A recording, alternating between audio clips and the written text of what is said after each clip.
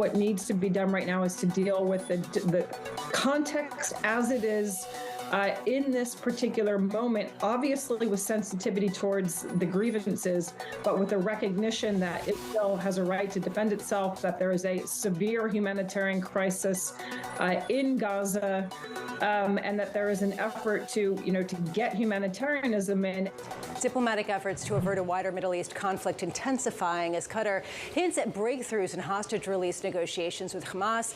The U.S. pressing Gulf allies to help clamp down on a suspected increase in fundraising for Hamas, calling a special meeting to prevent more deadly attacks. A Treasury official saying, quote, "This moment should bring a profound sense of urgency, clarity, and purpose to the work that we do. The ability to act to cut off the financial flows that feed terrorism is a duty we all share." Joining us now is the one and only Annmarie Hordern in Washington, D.C. Annmarie, starting there, we also heard about a conversation through the Saudi prince, Mohammed bin Salman, and President Biden, which is highly unusual. What's the latest in the U.S.'s attempt to stave off a regional conflict?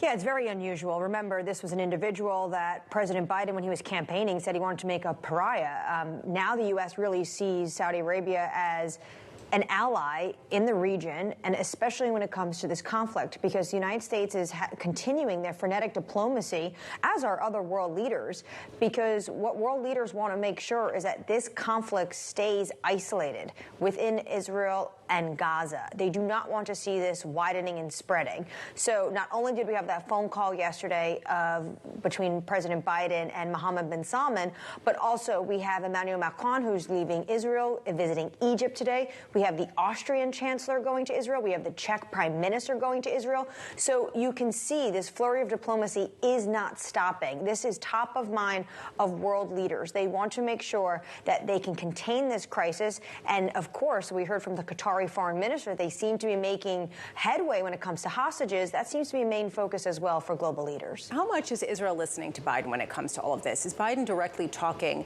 with the Israeli government to try to maneuver in all of this? Well, of course, we have President Biden holding a number of phone calls since the October 7th massacre with his counterpart, Benjamin Netanyahu. He obviously made that trip there. And then U.S. officials are talking to their counterparts.